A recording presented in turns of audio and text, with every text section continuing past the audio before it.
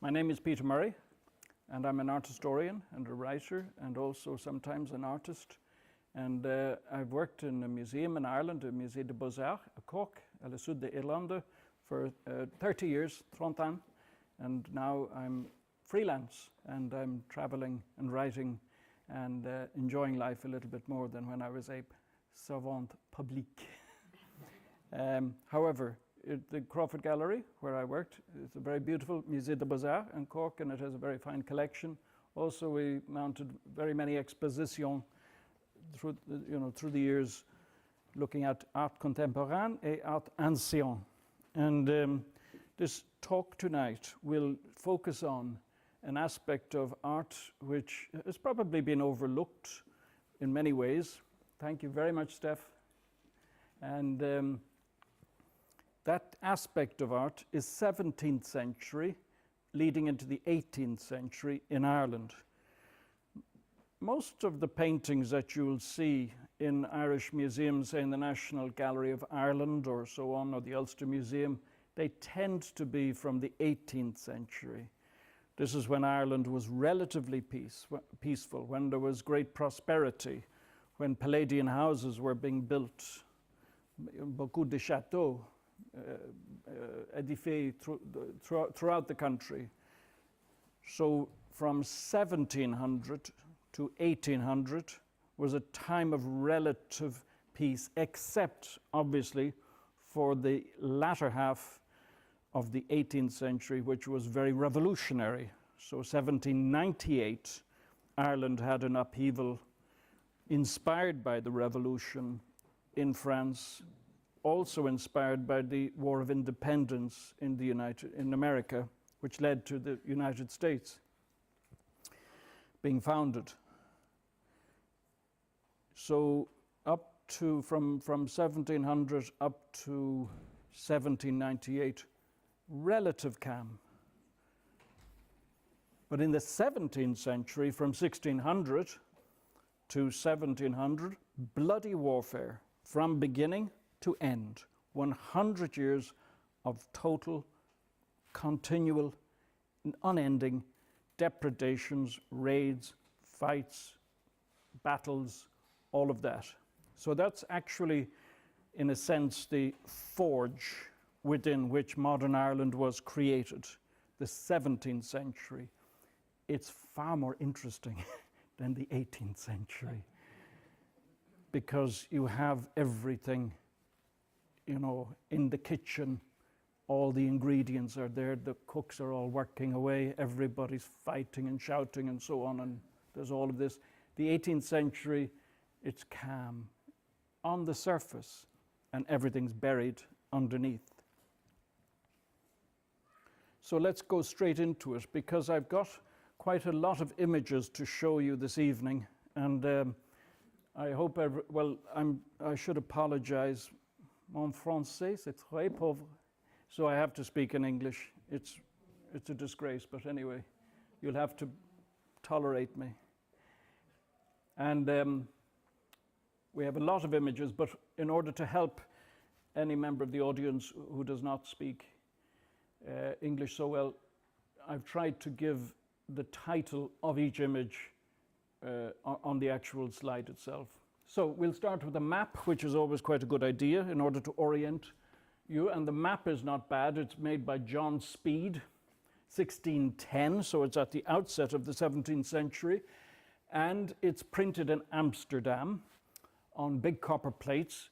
This map is taken from a giant book which contains maps of Scotland, Wales, England, and Ireland. The Kingdom of Ireland, as they call it. It's an important map, not least because it contains these portraits, these images of the different classes of Irish society, from the aristocracy, if you like, at the very top, through the middle class, and then down to the ordinary Irish people who had been living in Ireland for several thousand years, and who were faced then with these various strands of invasion and colonization. And you can see the garb that the ordinary Irish people wear at the time, this traditional great cloak made of wool, which goes, from the head with the hood down to the ground. And this great cloak made of wool is actually quite famous throughout Europe, and it's one of Ireland's great exports at the time. And it provided an extraordinary range of uses to protect people from rain, to keep them warm. Also, it served almost as a tent so that people could live on the move, and if they were nomadic or partially nomadic. So it was an aspect of dress that was kind of feared in a way by colonizers and by invaders, because they recognized its efficiency. So you have Munster at the south, you've got Connacht, Leinster and Ulster. Up around Dublin, most of you obviously will be familiar with Dublin. Up there in Leinster, you have what's called the Pale. The Pale is the English settlement in Ireland, which is, really flourishing in from 1100, 1200, 1300. And literally the word paling, meaning a fence, describes the Pale. It's a center of influence. But outside the Pale, you have extraordinary alliances, ancestral families, clans, incomers, and others, living in actually through the centuries in periods of relative harmony. The big thing that people have to remember in this context is the date 1169 to 70. That's the Anglo-Norman invasion. And the Anglo-Norman invasion are basically people, these are Vikings, but everything's moved on 200, 300 years. So they're not so, well, they are aggressive, yes, as the original Vikings were very aggressive, but they're much more militarized and organized. So the Vikings, they come down to Normandy in France, and then they go across, they invade England, William the Conqueror, and then they go across to Wales, Pegal, and then they eventually leap across and invade Ireland. So we call them in Ireland nowadays Cambro-Normans, meaning they're Normans who've come through Wales. And the most important is the Earl of Clare, who is called Strongbow, and he led the invading forces. So that Anglo-Norman invasion brought into Ireland a considerable number of people, noble families, knights, and all of that. And very often they're called Fitz like Fils, Fitzgerald, Fitzmaurice, all of those. So when you come across the name, the Irish name, Fitzgerald, it's actually a Cambro-Norman name. Now this is kind of important to, I suppose, just allow your minds to work through it. The Cambro-Normans, after 200-300 years, many of them are very assimilated into Ireland. They're Catholic, they've settled, they've intermarried to an extent, although their cities, Waterford and also Dublin too, and they landed in Wexford here. So all along the south coast, there's a strong Anglo-Norman or Cambro-Norman heritage, and but they've essentially intermarried, and they've formed alliances which are strategic with the old Gaelic clans. The old Gaelic clans, you recognize them generally because they're O'Brien, O', or O'Keefe, O'Flynn, O'Sullivan, or they're Mac, M-A-C, McCarthy, or McNulty, or those sorts of names. So what you have are the old Gaelic chieftains and their clans living alongside and integrating to an extent with the Cambro-Normans, the Fitzgeralds, and so on. So this is what you have at the time of the Reformation. And at the time of the Reformation, England, which has nominal control over Ireland, you see in Speed's map, it's the Kingdom of Ireland. Ireland is nominally part of the English, the United Kingdom. And but when England under Henry VIII becomes Protestant, and particularly under Queen Elizabeth, you have then obviously a great division of political strategic interests between Ireland, which is 90% Catholic, and England, where there's substantial movement towards Protestantism. So this defines Ireland. It defines Ireland at the time of Henry VIII, at the time of the Spanish Armada in Northern Ireland. It still defines it today to a considerable degree. And so those tensions and faults that were set up within the body politic, within the structure of society, have endured today. So younger people won't remember perhaps the Troubles, as we call them, the Troubles in the 1970s and so on, that resulted in many deaths in Northern Ireland. Deaths that were as a result of a conflict that was characterized as a religious war, if you like, between Catholics and Protestants. But I suppose if you analyze it in this instance, religion is really the icing on the cake. This is just the icing on the cake. The cake is about land, power, and money. Religion is just the icing. It disguises everything else. Yet an awful lot of attention is paid to it and not enough to the underlying economic factors and political factors. So these are tensions that are endemic in any society where you have sudden mass movements, mass migrations, and all of that. And in the 17th century, the Ireland that we know today was being basically beaten out on the anvil of military enterprise, conflict, and so on. An awful lot of that happened in Munster, because Munster was actually the part of Ireland that was closest to France, closest to Spain, closest to the Atlantic, closest to America.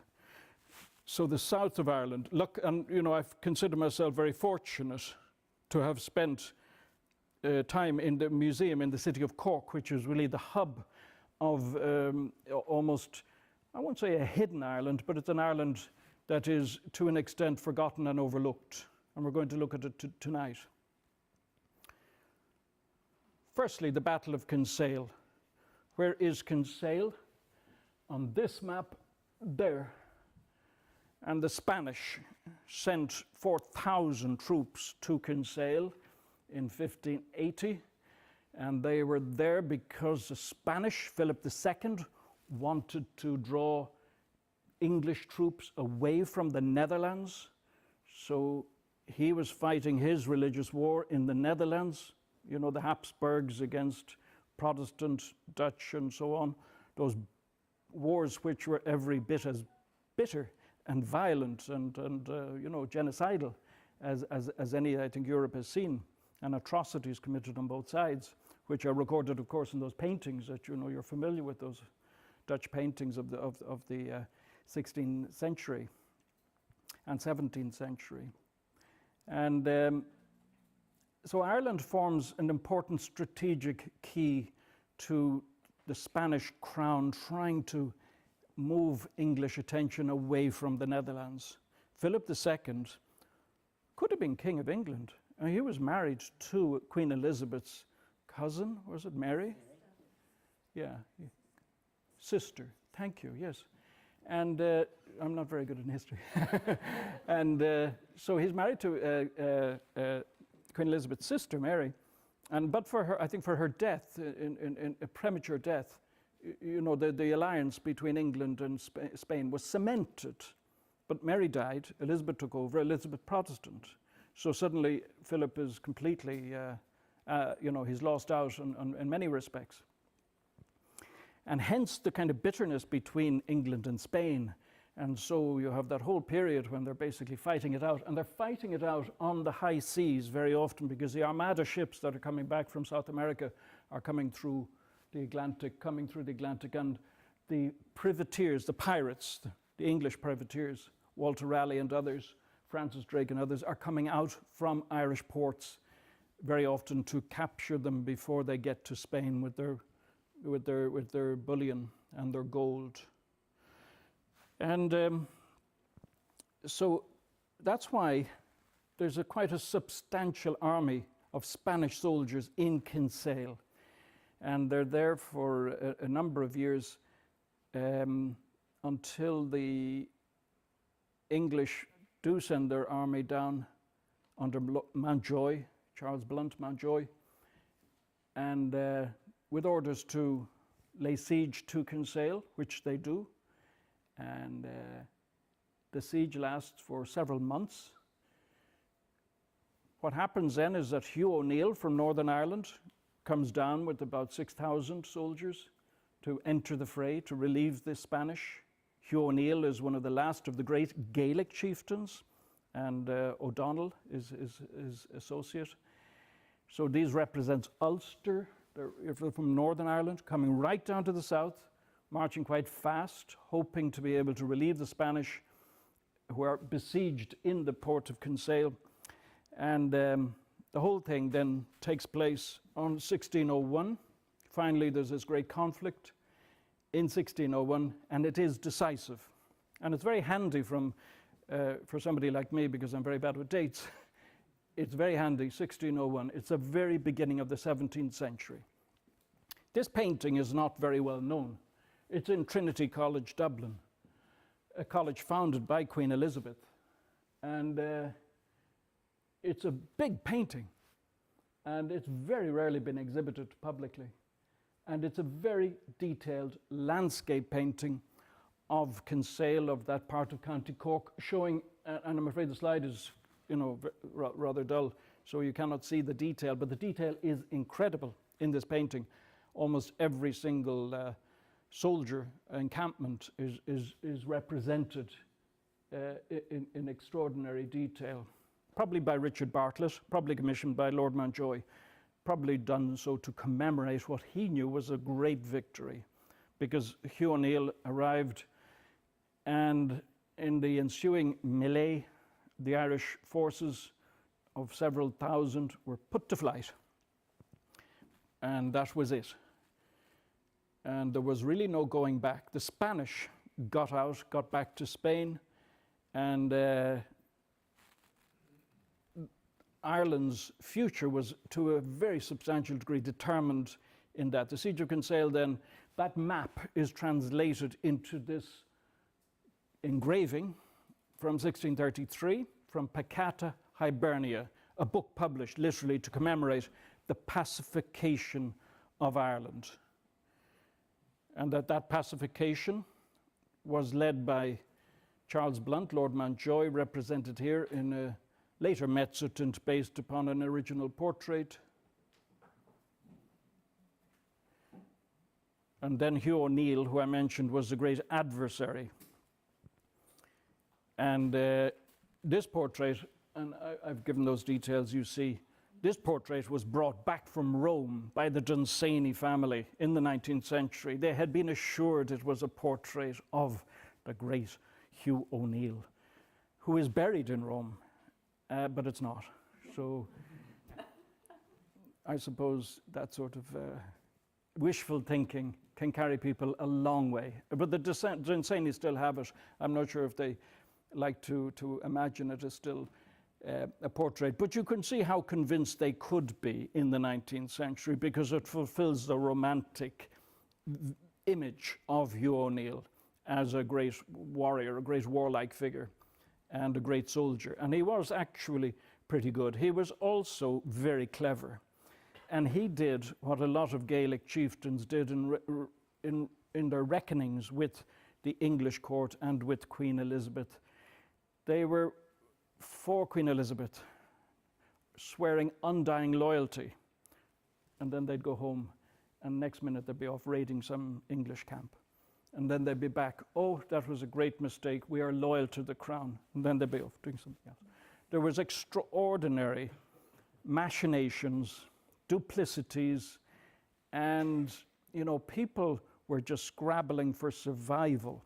So they were using whatever stratagems they could to survive in times when, if you were on the wrong side and you lost, you were finished.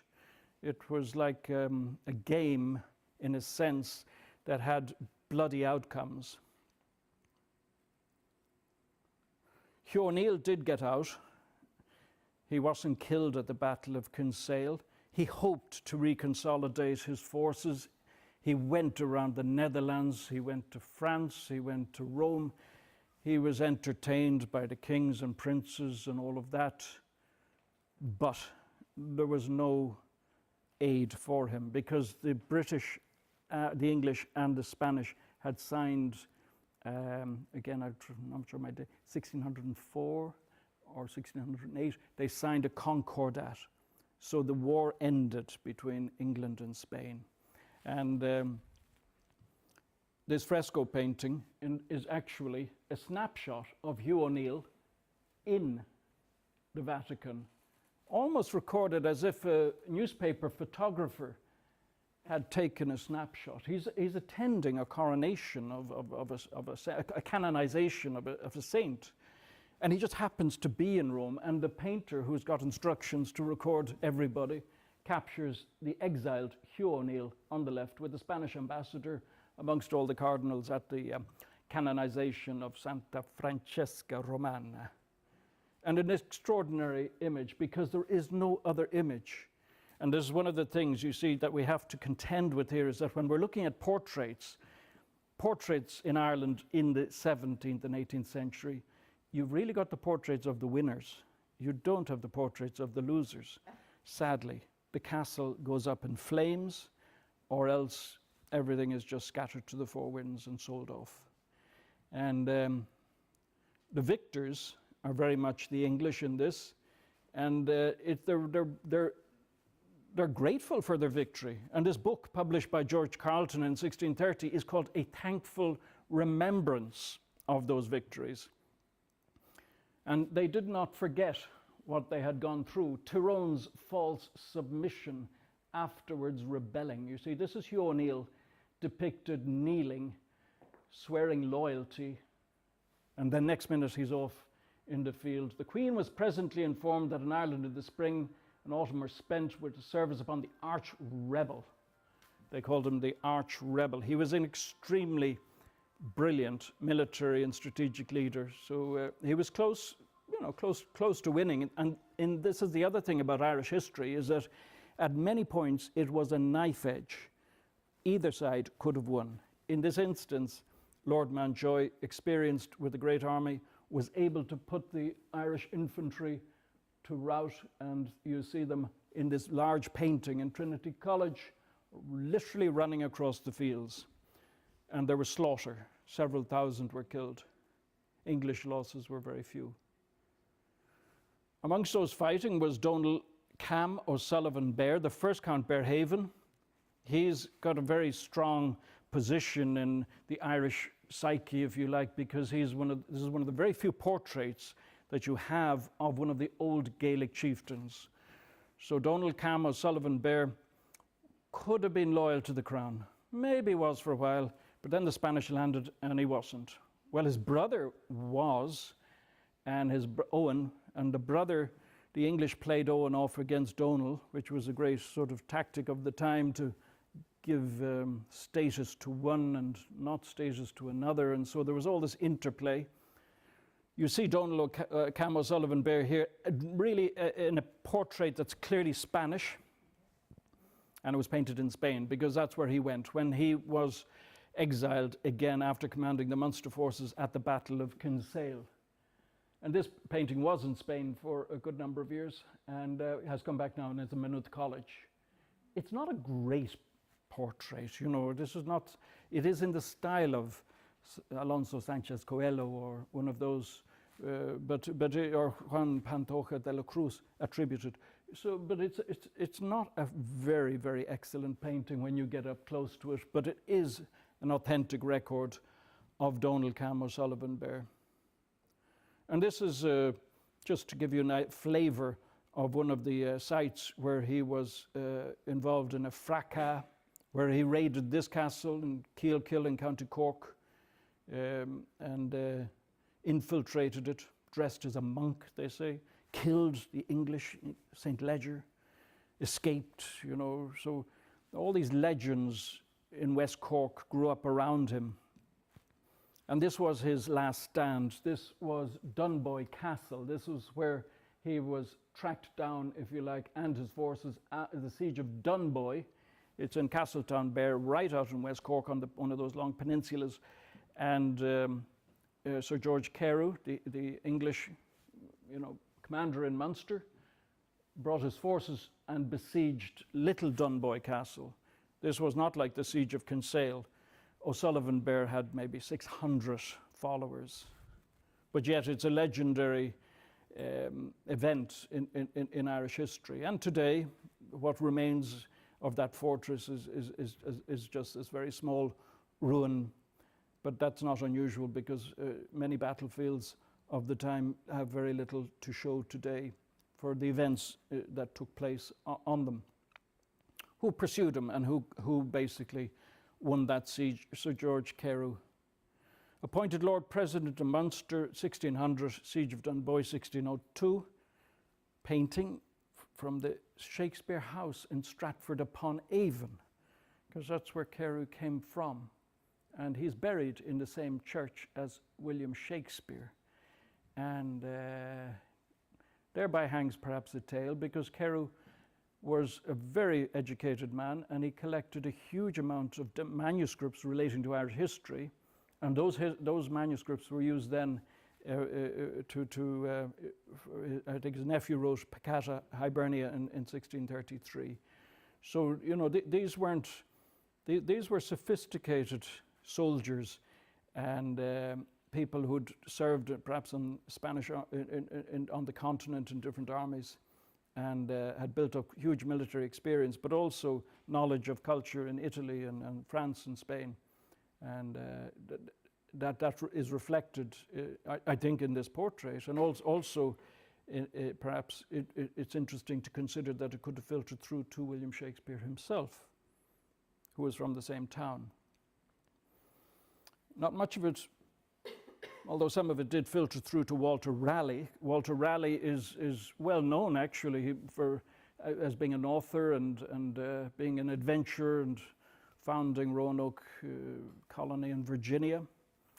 And Walter Raleigh also was involved in massacres when he was an English commander in Ireland, and those massacres, which were detailed at the time, would amount today to war crimes. So you have what you often have in terms of English colonization in Ireland. You have this extraordinary, like a Janus figure, immense sophistication, European, open to the world, you know, familiar with classical authors, familiar with literature and the arts and culture, and then brutal on the battlefield and killing, literally killing.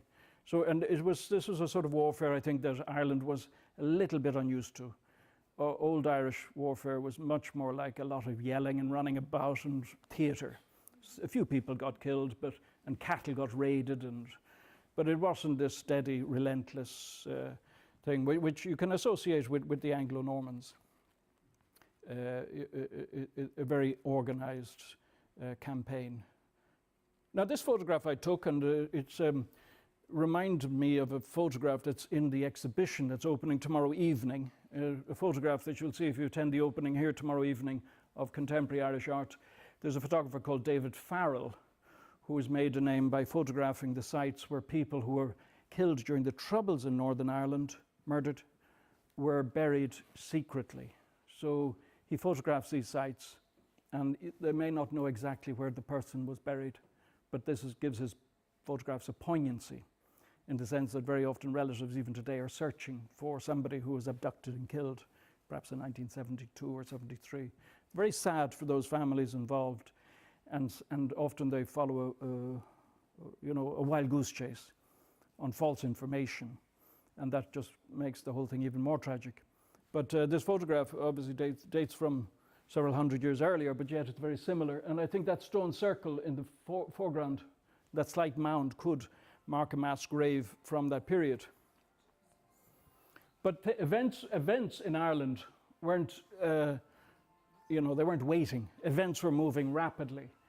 And in this map of Northern Ireland, of Ulster, beautifully drawn out, you see the beginnings of what would emerge then as landscape paintings, but how crude it is and how intentional it is. It's entirely a map of, and the intention is to represent as closely as possible the topography of the country, and also then the different spheres of influence and the different families. this would be one of like hundreds of such maps made at the time. As the conflict progressed and as settlement and colonization began to take place, you see the plans of these towns that were being built, because when you get English towns being built in Ireland, it's very often at a cross like this, with a diamond at the center.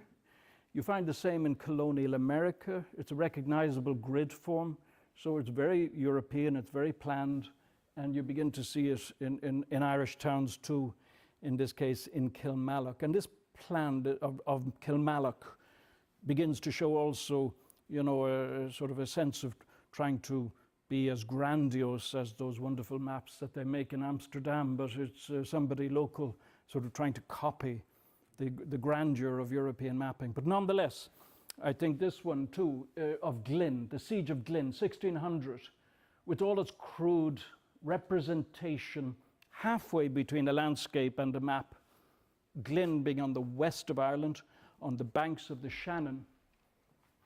And the artist has represented the Siege of Glynn in great detail, and again with the copying those things that you'd find in those wonderful maps from the Netherlands of the time, and doing his best to represent that castle on the banks of the River Shannon.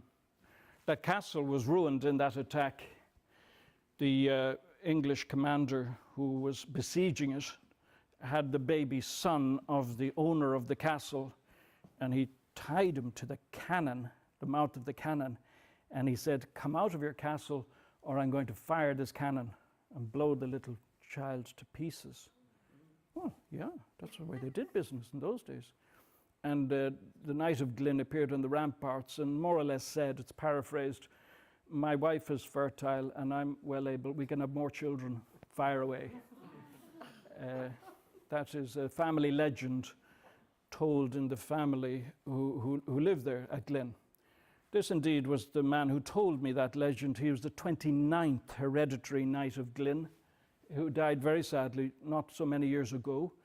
And he's in front of a portrait of the 21st Knight of Glynn.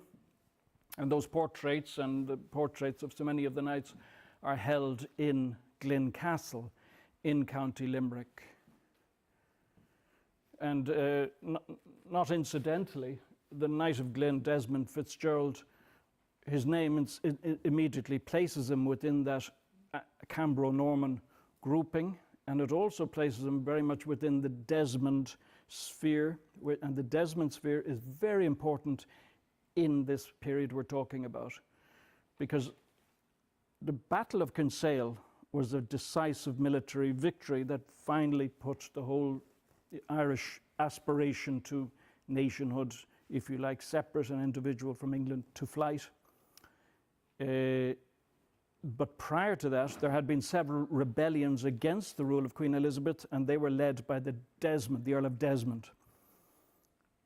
So you have to work out the irony of this, that had the Earl of Desmond succeeded in his rebellion in the 1570s, you would have had an independent Ireland that was led by an invader, a Cambro-Norman, from 1790. So you see how complicated it was. And by the time the Battle of Kinsale took place, you would have some of the great clans, like the McCarthys, would be siding with the English, some of them, because you'd have different branches. We saw O'Sullivan Bear, two branches of the family, one with England, one against England. It's the same with the O'Briens of Thomond, some fighting with the English, some against. And no holds barred when it came to pursuing the business of warfare. Not far from Glynn, Morarua of Limanna, County Clare, one of the very few portraits of an O'Brien of this period, a redoubtable woman. The painting has been, you know, as with many paintings from this period, overpainted and damaged and repaired and so on, but nonetheless with that magnificent jewelry around the lacework and the crest, you can see that this is probably a fragment of a full-length portrait, so what you have is just a small survival. This is where she lived. She and her husband built this in the 1640s, and she married Conor O'Brien. He died then in one of these conflicts. And when he died, Cromwell was in Ireland, and Cromwell, with his model army, was feared throughout the land. As a widow, she was in an extremely vulnerable position. So what did she do? She went out, walked into Cromwell's camp and said, "Give me one of your captains. I want to marry him." So she married John Cooper, a Cromwellian commander. By so doing, she protected her property until the son of her first marriage grew up and attained his majority so that he could inherit. These were the stratagems that people employed at the time. The house, sadly, didn't survive as a house, that was lived in, but it gives an idea of the princely ambitions and the princely aspirations of the time. You have the old tower house there, 1400s, and then here, 1600s. And this is not uncommonly found. Moving to County Carlow, you have the home of the MacMurrough Kavanagh family. And they're very important because the King of Leinster, Dermot MacMurrough, in 1169, was the person who invited the Cambro-Normans in to help him in one of his campaigns against his rival Gaelic chieftains. So there's a great deal of history attached to the MacMurrough family. And in that house, you have this portrait of Donald MacMurrough, the Spaniard, again, Spanish school. He was a page to Thomas Stukely. Now, I got to admit, I like this painting very much. It's got real, he really looks like he's got his hand on his rapier and he's ready to just take it out and pick a fight with the first person who crosses him. It may not be. It may be wishful thinking. I don't want to cast too much cold water on it. It may not be Donald MacMurrough and Spaniard, but it has been in the family, in the house, with the legend on Cadremont for many, many, many years, and they love to believe it is him. So we won't spoil him. But you see Thomas Stukely here. Thomas Stukely, an English Catholic, and again he appears in the Thankful Remembrance. Stukely, encouraged by the Pope and the King of Spain regarding rebellion, and there you have him. So you had English Catholics on the continent fomenting possible invasions of England using Spanish, Italian, or French help. And in the end, Stukely led some sort of half-hearted invasion, but it really didn't get anywhere. But because he was on the move all the time, he was greatly feared because people magnified what they thought were his achievements. And we continue going through mainly County Munster to Blarney Castle, which, anybody heard of it? It's probably the most famous castle in Ireland, if not in Britain and Ireland, or indeed around the world, Blarney Castle. And you see it here with the 17th century house added to it. You see the 17th century house in front of it. Now look at it. What you have now is the 1500s tower, the 1500s tower, which was a McCarthy stronghold, and the 17th century piece gone. So that again is quite common, where a tower house had something built onto it and then vanished. The art collections all sold, or there was a fire in that house, some destroyed. So the losses of Irish art from this period, very considerable. What survives in Blarney House, probably from that period? One painting is interesting. Well, there are lots of paintings, of various members of the family, but they're mostly 19th century, 18th, 19th century. This is Mary Queen of Scots. Now, you see attributed to Cornelius Jansen. And Mary Queen of Scots, of course, was the potential Queen of England, who Elizabeth had to put an end to by signing the order of her execution. And Mary Queen of Scots was her cousin. This time I get her. Yeah.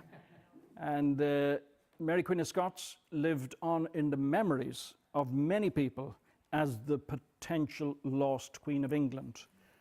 And the Queen Elizabeth herself, by all accounts, was really forced into it by her ministers and stalled as much as she could.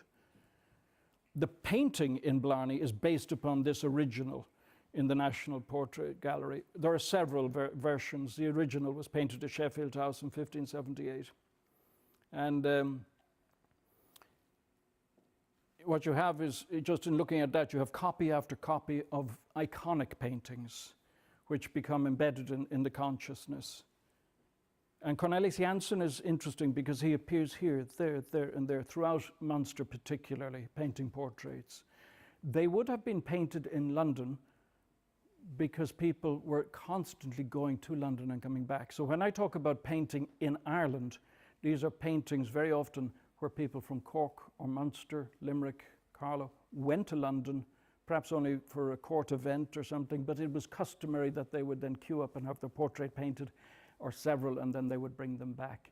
You do have some journeyman painters in Ireland traveling around, but in general, when you're looking at the history of art in this time, you're looking at Irish art and you're saying, oh, it's so sad, you know, because all these paintings are done in London. Actually, 90% of them are not by English artists. They're by Dutch, German, and other artists who traveled to London in order to get work, or who traveled to Ireland through London to get work. So in terms of English art, English artists' names in the 17th century, you're struggling to find any. You know, they're very, very few. And it's because the old city of London had its walls around it, and it had its guild of painters, stainers, and the guild went back to the 1200s, 1100s. And for any foreigner, does this ring a bell? For any foreigner to get employment or be allowed into membership of the guild would be very difficult, if not impossible. So these foreign artists who flooded into London from the Low Countries, the Netherlands, Belgium, and Antwerp, and so on, they settled outside the walls, and they had big studios, thriving studios outside. Some of them achieved the most fantastic success. It must have been a bitter period for English art, because the English artists must have been sitting there with their ancient guild and all their medieval trappings, looking at Peter Lely and looking at Anthony van Dyck and Mittens and so on, getting colossal amounts of patronage. So we progress through on our journey. And you'll notice also that we're progressing through private houses. We're not progressing through museums of art, because Ireland has been signally failing in collecting and preserving these paintings, because they don't ring the right bells. They're paintings of oppressors. They're the paintings of the victors in the great wars, you see.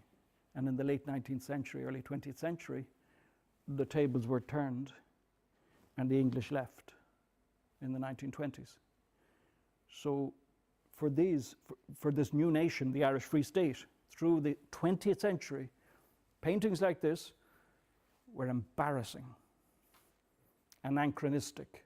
They spoke of ancient wrongs and misdeeds. And that was a fundamentally, not entirely flawed reading, but very substantially flawed reading, because so many of them were of people who, as I've said, when you begin to just do even the slightest research into the lives, you discover they're flip-flopping, you know, they're transferring their allegiance, they're moving this way and that way, they're doing desperately trying to hang on to basically land, good farming land, which had always been good and was much sought after and much coveted. William Ashford is on the Blackwater. This is an 18th century landscape painting, and it just gives you a quick flavor of the transition from the 17th to the 18th century. Suddenly everything is bucolic and everybody's elegant, and there are grand fish to be had out of the River Blackwater, and it's a calm, sublime, beautiful evening, rather like Claude Lorraine, that style with the Claudian accoutrement of the trees and the autumnal glow and the ancient ruins, so everything's settled and peaceful. So that was the 18th century. The house is what I'm interested in here, Turin Castle. That is it today. Like so many, you know, just left, but not not deteriorating, just maintained. But in the house that's built alongside it, you've got another Cornelius Jansen, which I like very much. I think it's a wonderful portrait. We don't know who it is of, but it intrigues me that it is in this house on the Blackwater. It's got his initials, 1624, so it's painted in London. We have a documentary evidence of a Jeffson, member of the Jeffson family in London, having their portrait painted by this artist in 1624. Could this be one of the Jeffson family? Jeffson family lived in this house, Mallow Castle, very similar to Lemanna, and with this similar sort of history. You know, built by the Earls of Desmond, so it was a Desmond stronghold in Elizabethan times. Then the Desmond Rebellion is quashed.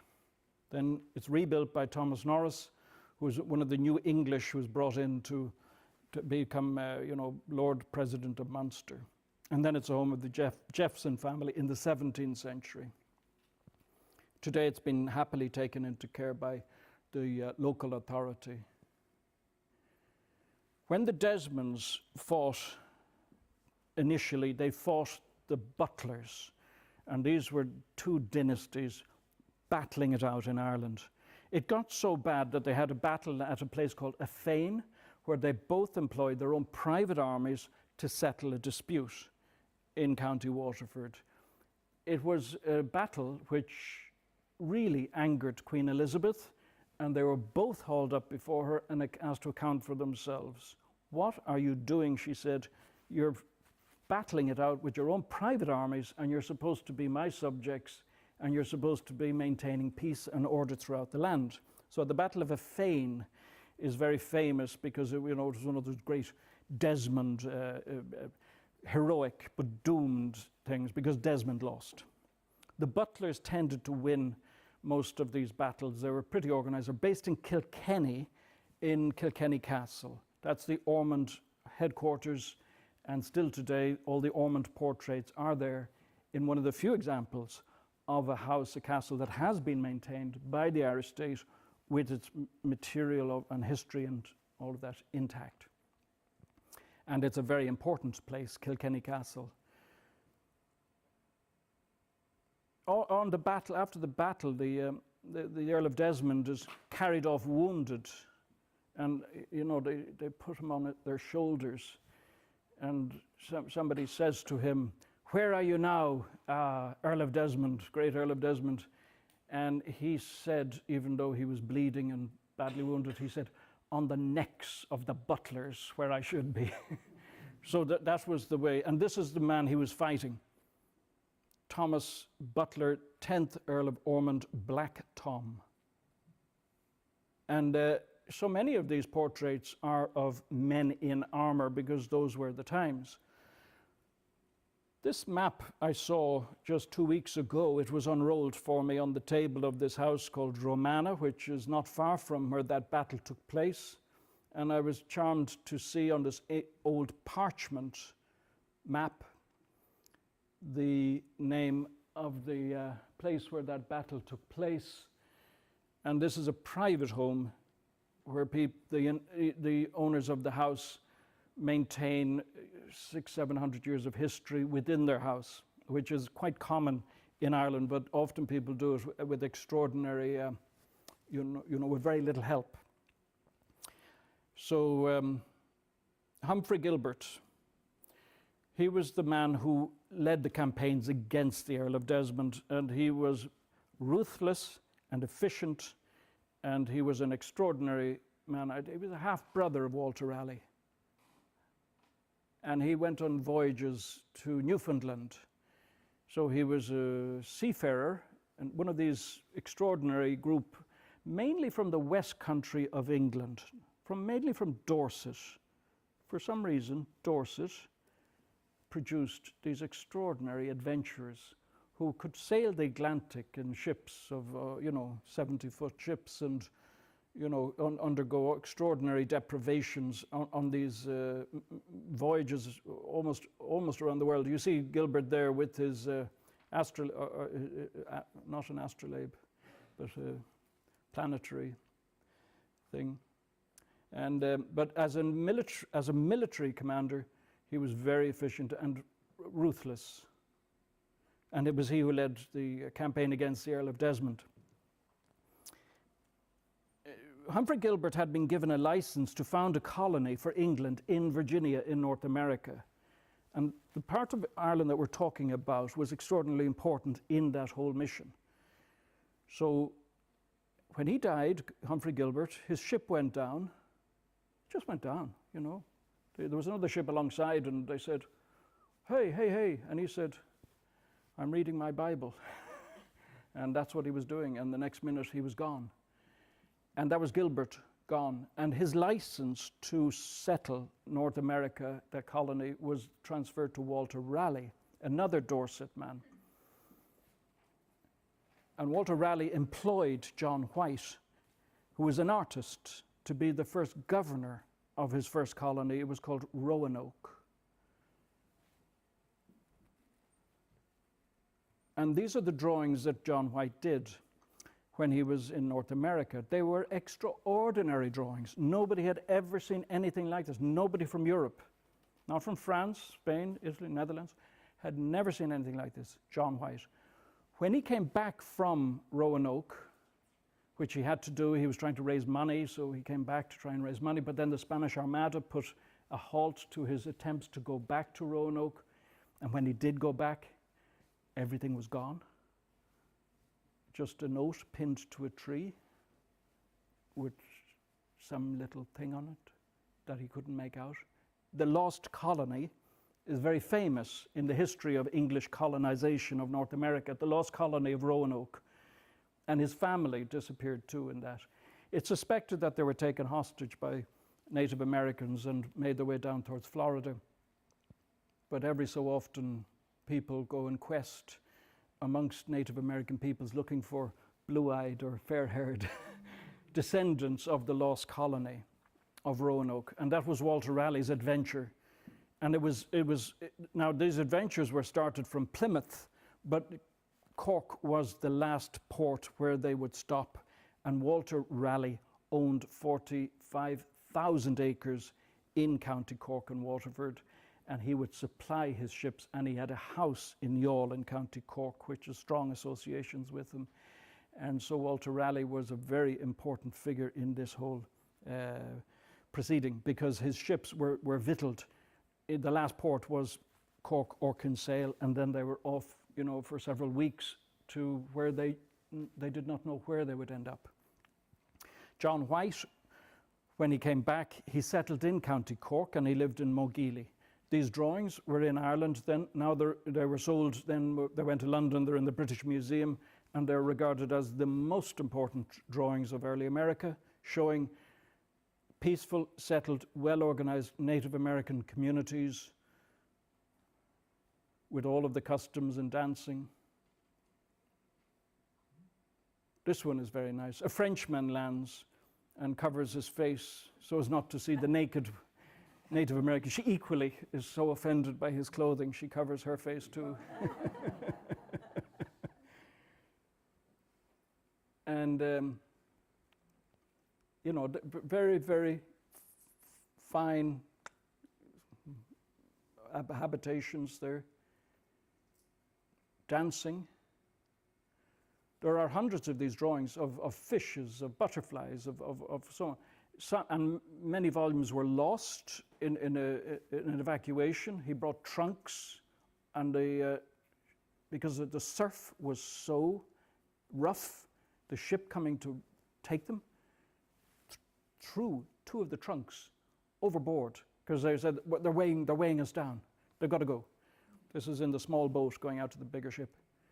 And so you could see, I mean, that's an extraordinary, what was in those trunks, all his artist materials and so on. But some of the volumes he managed to get back to Ireland, and that's where he settled, in County Cork.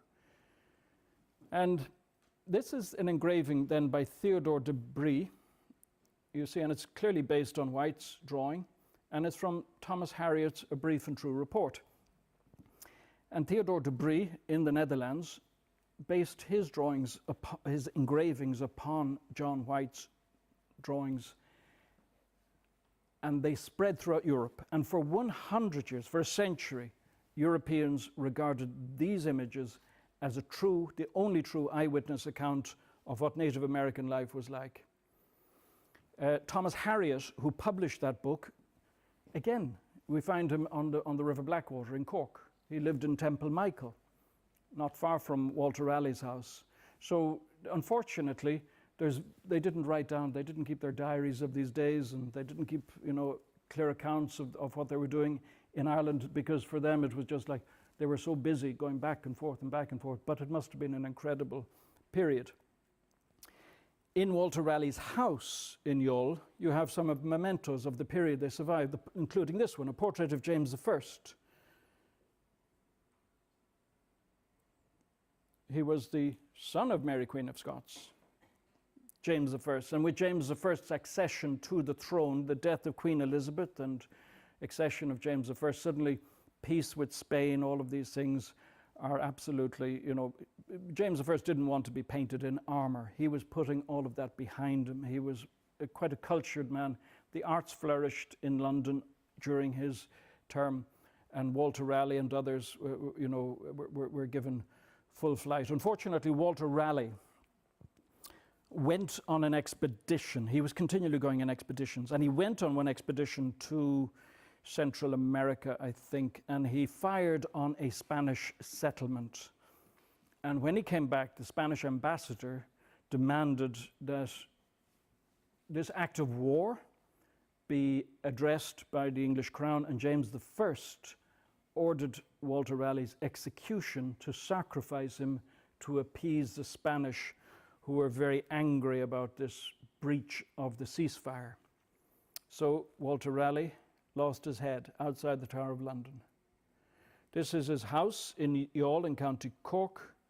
Happily, although you can see it is in need of a little repair, this repair is underway, and the windows are being redone as we speak. This photograph was taken last year.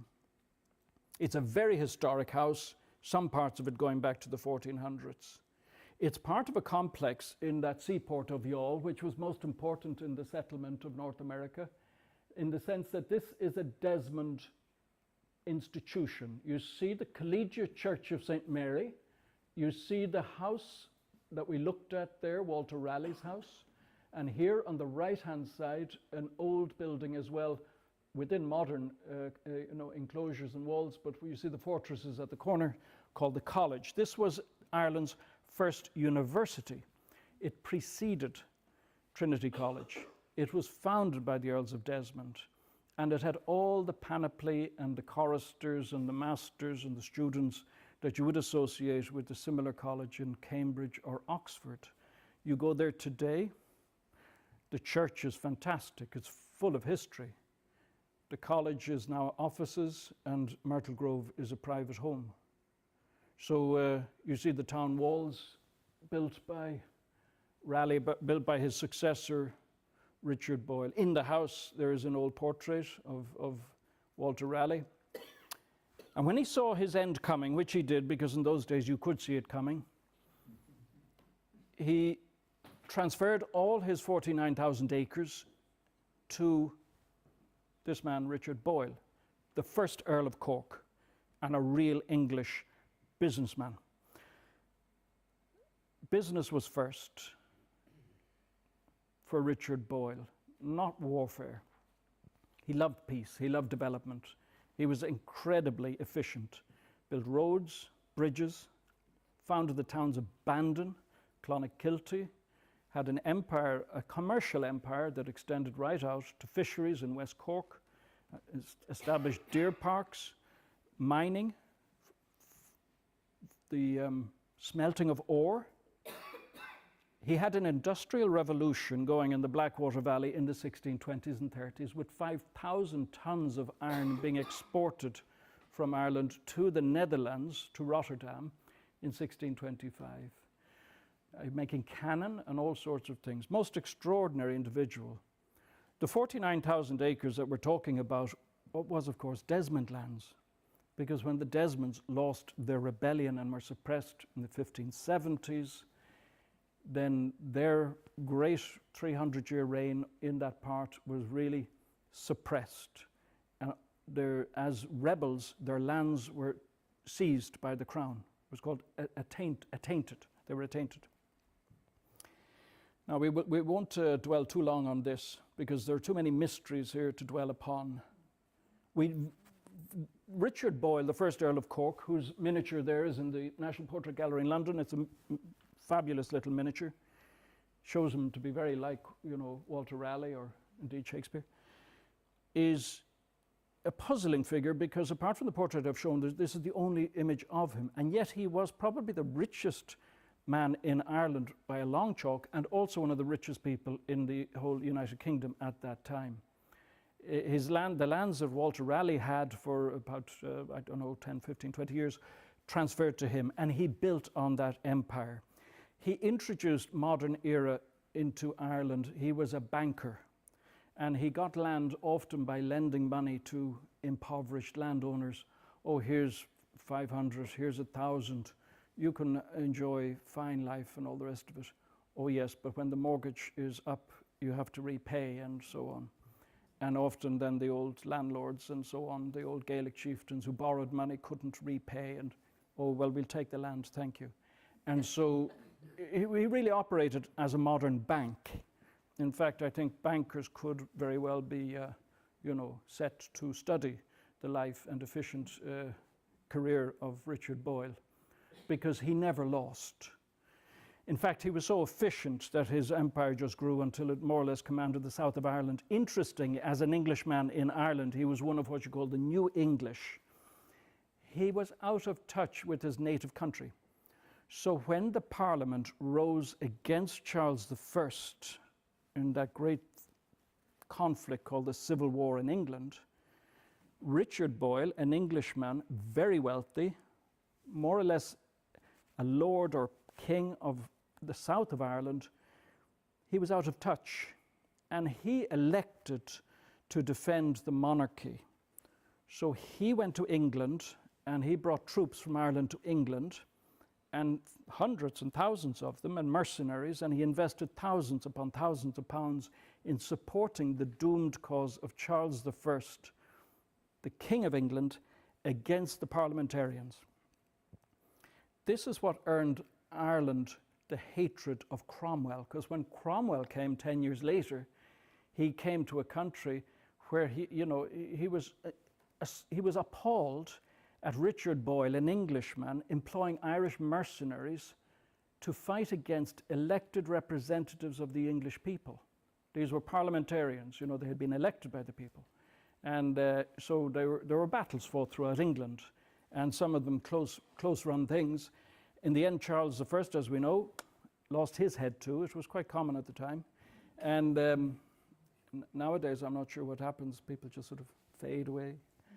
And that was Richard Boyle. Now, Richard Boyle, his empire was rocked severely in 1641 when there was, again, almost like civil war in Ireland, because eventually all the people who had been just put upon, rose up, and there was a bitter period of conflict called the Confederacy, which it tended to be analysed as old Catholic landowners against new Protestant English leaders, commanders, and landowners. So that bitter war of the Confederacy in 1641 it doesn't contain happy memories for anybody. So why have we got William Shakespeare here, and why have we got Richard Boyle there? Well, this painting appeared in an Irish collection, and the owner, Alec Cobb, said, I have discovered, he said, a portrait of Shakespeare in my Irish house. And his family are archbishops of Dublin going back and all that through hundreds of years. So Alec Cobb stoutly maintains that this is a portrait of William Shakespeare. I'm not so sure, and I'm always on the lookout for a portrait of Richard Boyle, because these portraits just float around, and on the basis there's nothing to really strongly attribute it to Shakespeare. This was the portrait that Alec Cobb saw when he was in Washington, D.C., and he said, that's just like my painting. But of course, that's now thought to be a portrait of Edward de Vere or else Hugh Hammersley, not Shakespeare. So I think there have been about 60 putative portraits of Shakespeare. He's a mysterious figure in all of this, and yet there are these tantalizing connections with Ireland. that have never been explored. There's about 20 years in Shakespeare's life that is blank, completely blank. And it's interesting to consider that with his connection with Carew and all of that, that he might have spent some time in Ireland, and that his plays may encompass far more of Irish conflict, of the battles between the Ormonds and the Desmonds, than people give credit for. He may have, for reasons that are very familiar today in societies where culture is closely controlled, as it was in England, used metaphors of European conflicts to describe events that were taking place closer to home, which he would have had earwitness accounts of, first-hand accounts of, from his friends and his peers and those who he knew, and also the most important man in his village, George Carew, Lord President of Munster, who's buried in the same church as him in Stratford-upon-Avon. That's just a little teaser. That's the only authentic portrait that's known of Shakespeare. It's called the Drushuan. Rapidly we'll go along. Is this the Countess of Desmond? We don't know. Could be. She lived to be 140 years of age. She renewed her teeth twice in her lifetime, and she fell out of a tree at the age of 140 while she was picking cherries at Dromana. She was famous. I mean, English writers describe her. When she went to the court of James, you know, in London, which she did in her 100th and something years, she was a celebrated figure. So she was clearly a woman of great antiquity. It's inconceivable that such a story could be believed. Renewing your teeth twice in your lifetime. Who ever heard of it? And what somebody suggested made sense. You see, because widows were very vulnerable. And like the Maura O'Brien, to hold on to her lands, her daughter may have just assumed her identity. So there may have been actually 2 or 3 generations of Catherine Fitzgeralds who all said they were the same woman. Well, today people do it with pension books, don't they? Oh, people are dead 20 years and there's a pensionist. Oh, yeah. So that's a possibility. That would explain, that would give a logical explanation to what others a fantastic story. There are several portraits of her in private houses. There's one in Windsor Castle in the Royal Collection. Now, that was thought to be a portrait of Rembrandt's mother by Rembrandt. But when I contacted the Rembrandt project in the Netherlands, they said, A, it is not Rembrandt's mother, and B, we do not think it is by Rembrandt. So, so now it's a mystery painting again. It's a prophetess, an Old Testament prophetess, judging by the headgear. But the one on the left is in a private collection in Waterford, and it is inscribed Countess of Desmond. So there's some credence to the notion that there could be these portraits. And again, another portrait said to be Countess of Desmond. This is the house in which that portrait is. Look at it carefully. It's in a fabulous, beautiful location above the Blackwater River. Look at it. There it is today. Half of it is gone. This is the half that survives, the old half. That's as it was when the other half was still standing, a big 18th century addition. You see the portraits. That's it being leveled. And this is the history of too many Irish houses. That's the wonderful staircase they had. That's it going, gone, and that's what's left.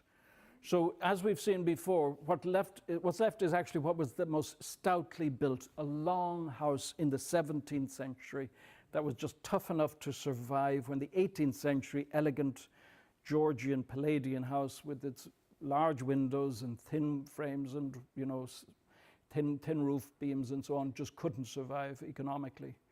And this house has been lovingly restored by its owners. In it you have these paintings which are fabulous, and they again evoke, probably more than any other house in that area, the sort of feeling of those years that we're talking about, the 17th century.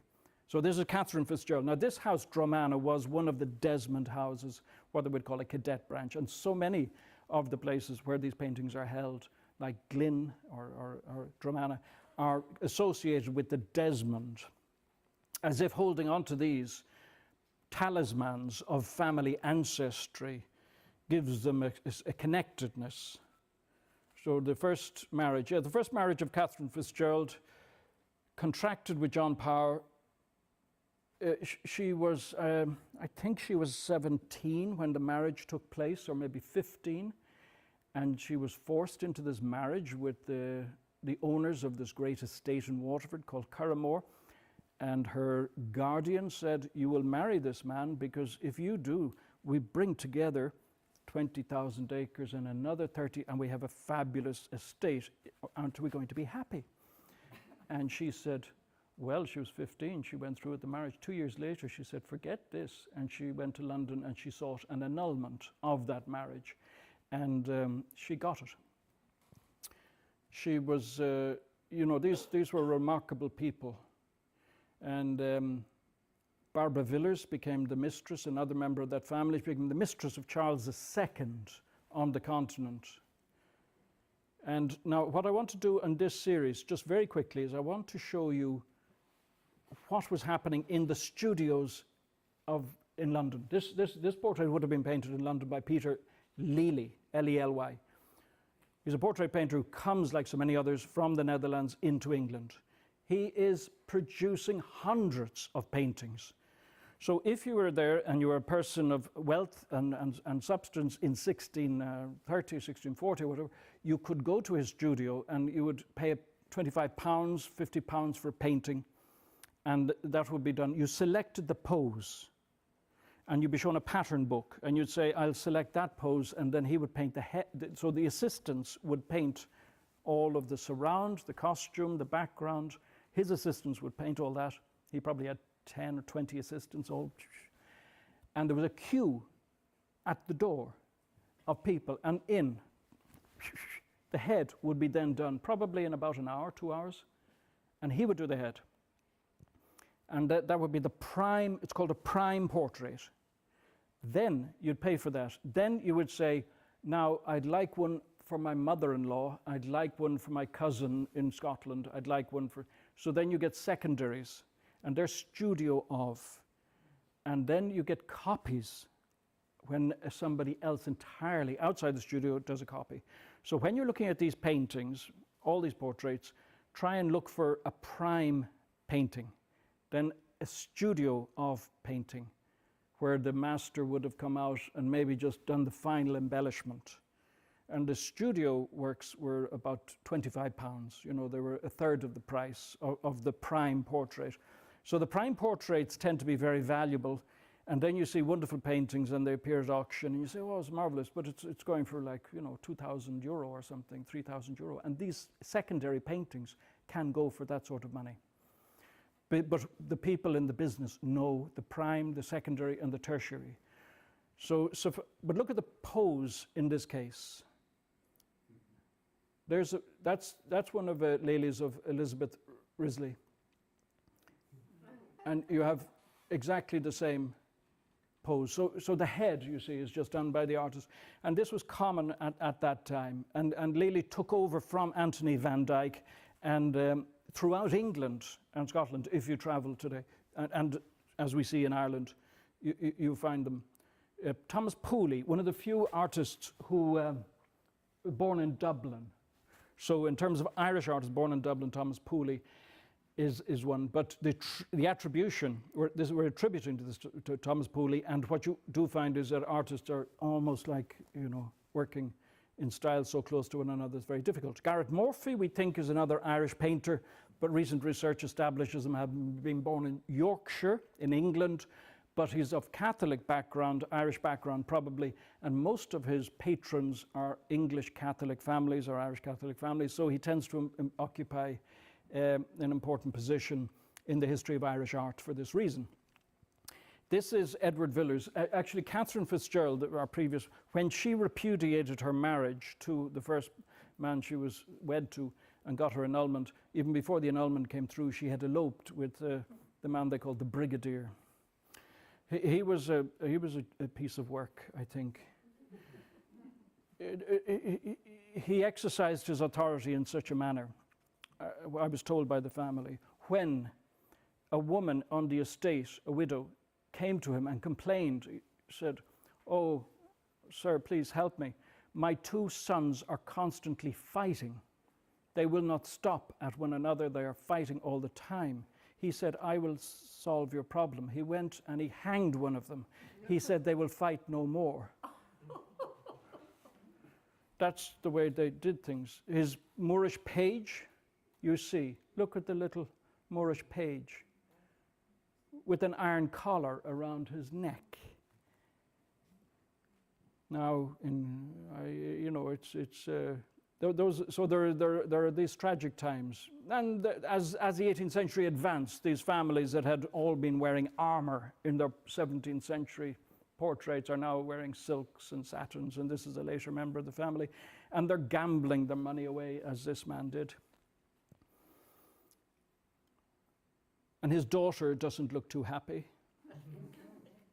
She was the daughter of the bad Earl that we just looked at. She has a sad look in her eye. But the portrait is by Angelica Kauffmann, a Swiss artist who had gone to London and also traveled in Ireland. And it's a fantastic painting. Kilkenny Castle I mentioned as the home of the Butler family and as one of those few institutions, like a castle of that era, a chateau that is full of paintings and memorabilia of the Butler, the Ormond, the Earls of Ormond, and is also in state care and can be visited today. And it's just wonderful. You have paintings of the second Duke of Ormond. You've got paintings this is by Michael Dahl, born in Stockholm. Then this is Garrett Morphy again, who we saw. And again, in these instances, you're looking at somebody who manages to weave his way through life, but then it ends up having his estates attainted to somebody who you'd imagine was at the absolute epicenter of English influence, but yet ended up being exiled to the continent, estates confiscated, and so on. Here you have an O'Brien, Murrough O'Brien, the 6th Baron Inchquin, happily known as Murrough of the Burnings. You can guess why. And it's by John Michael Wright. And O'Briens, as I mentioned, often, in these dynasties would often find themselves siding with the English cause in Ireland. The Parsons came in with the first Earl of Cork, Richard Boyle, and the Parsons are still there today, and Brendan Parsons will welcome you to this. It's not a beautiful house, it's got to be admitted, but it is very beautifully maintained, and it's in the centre of Ireland, and it's famous for a telescope and so on. And also he has these family portraits, and this is Parsons, the first Viscount Ross, and his son, the Earl of Ross, by William Gandy. A sweet boy, a sweet countenance. Would you believe that he became a profligate rake?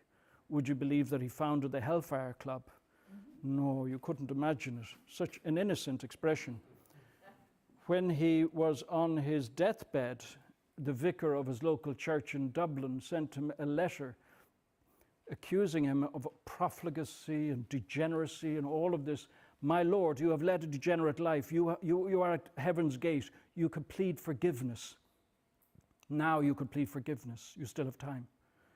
And Parsons had a good sense of humor. Because it wasn't addressed to him by name, just my Lord, he ordered his servant, as he died, he ordered his servant to parcel it up in a new envelope and send it to the very devout Bishop of Kildare, who, upon receiving it from the vicar of St. Anne's in Dublin, was outraged and brought it to the Archbishop, and there was blue murder. By that time, he was dead. He had a good sense of humor, that man. That is the ruins of the Hellfire Club in Askeaton.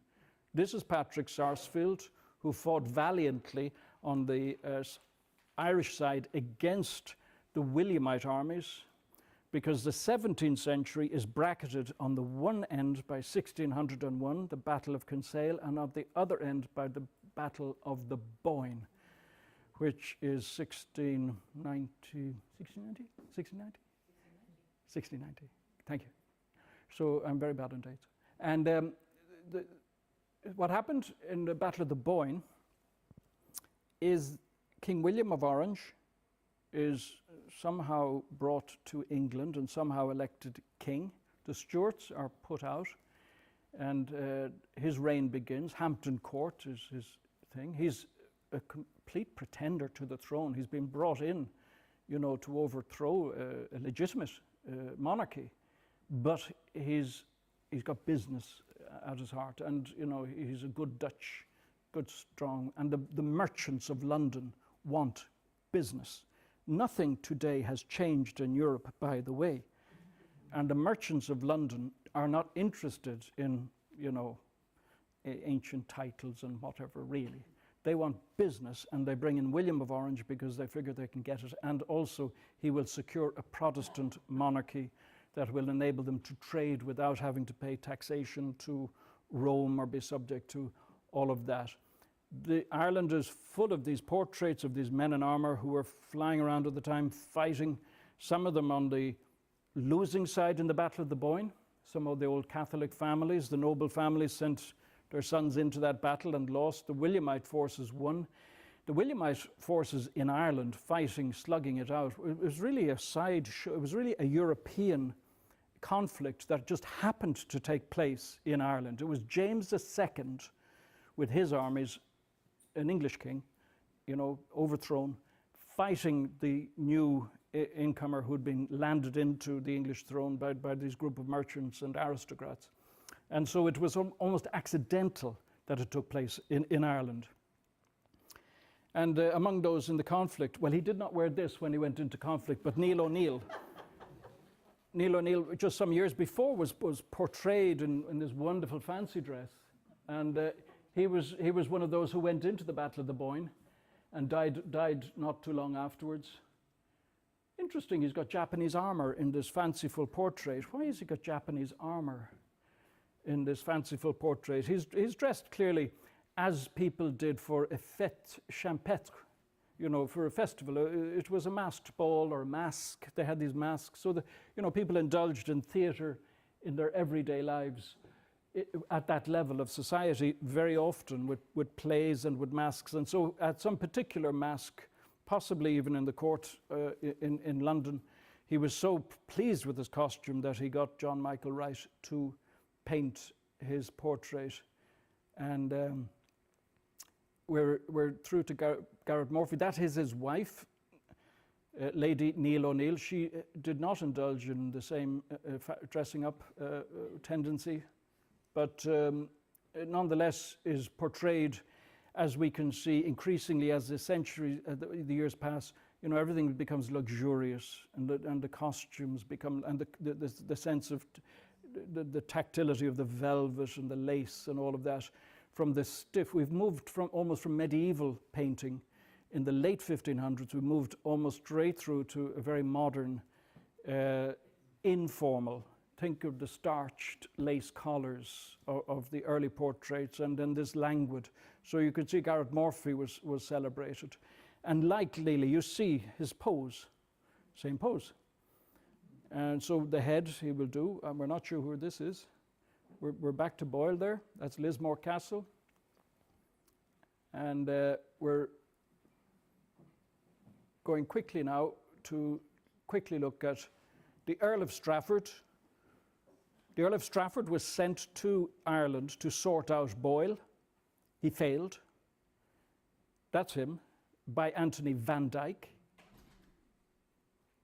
That's in Tate. It's not in Ireland, sadly. It's a magnificent portrait. That's him looking at his fate. That was his fate. The Parliament demanded his head.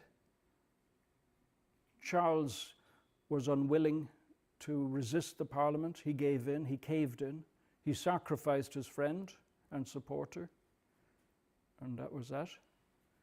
Richard Boyle had many children.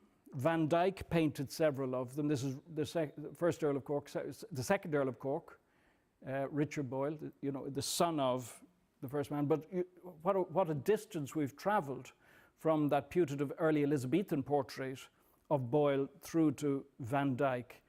Van Dyck brought to London to epitomize the grandeur of King Charles's reign. And Rubens painted the ceiling in the banqueting house designed by Inigo Jones in Whitehall.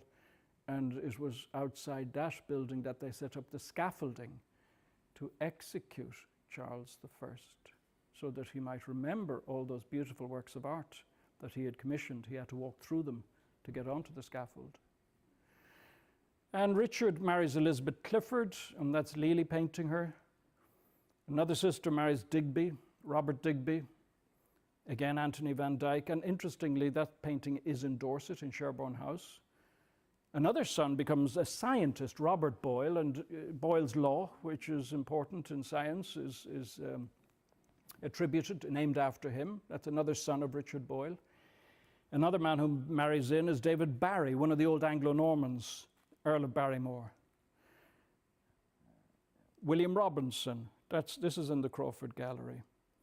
An architect brought over to design the Royal Hospital Kilmainham, that is it. A building, according to Maurice Craig, based upon Les Invalides here in Paris for old soldiers. And Charles Fort, the very physical manifestation of the desire, this is in Kinsale, to desire to make sure that never again would a European nation threaten the southern shore of Cork or of Ireland. And so this magnificent fort, Charles Fort, is there today as a testament to that. Now, how are we for time? Do you have patience for 10 minutes? Good, okay. So, because I did say portraits and landscapes, and I've only touched on the landscapes. Van der Hagen is a name to remember in terms of the initial landscape painting being brought into Ireland. And you know, it has to be said, this is crude painting, but it's the earliest view we have of Cork Harbour, of Holbolin. Van der Hagen's view of Waterford is about 4 meters, 5 meters in width. And it's in the town hall in Waterford, and it shows almost a Dutch style. You see the waterfront there, the gable-fronted houses. And this is in the post-Williamite period, you see.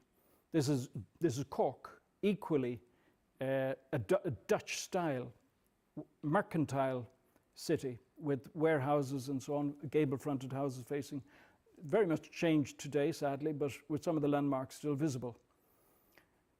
And as the 18th century progresses, artists like Nathaniel Grogan portray a far more peaceful country.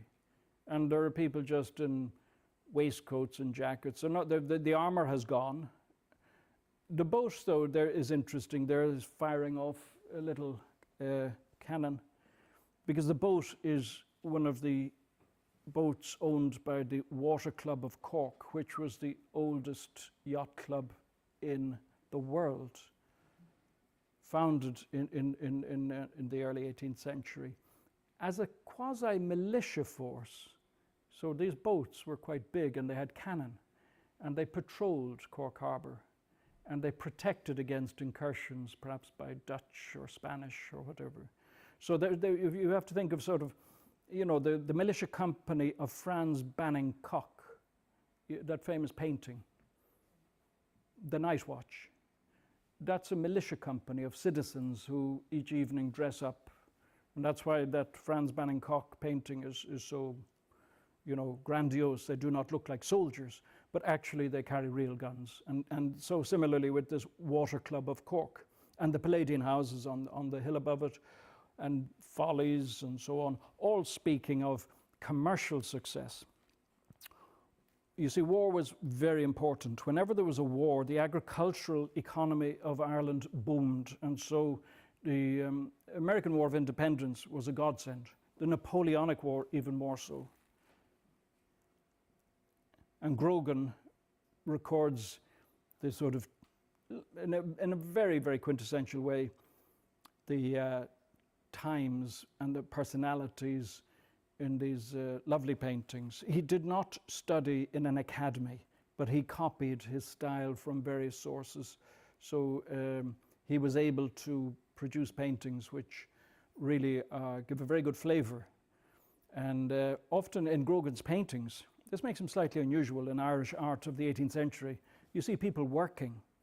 In many cases with Irish paintings of that period, when they're commissioned by landowners, they did not want people working because they wanted to show that their land holdings were based upon a sort of a Horatian ideal, as in the Odes of Horace, as if nature had conspired with their ownership to produce a land that was plentiful, labouring peasants in the rain and wind out with, that did not suit that narrative at all.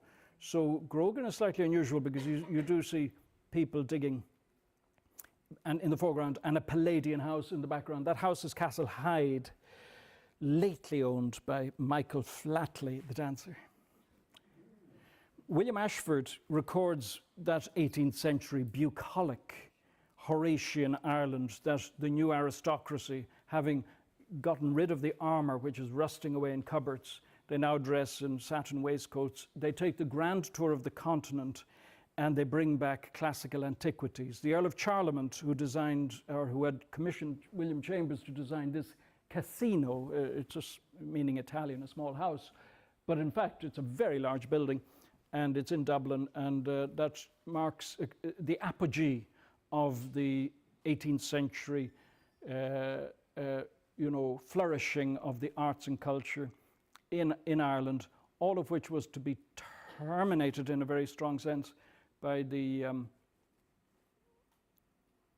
uprising, the rising of 1798, which I mentioned at the outset, that sort of bookend.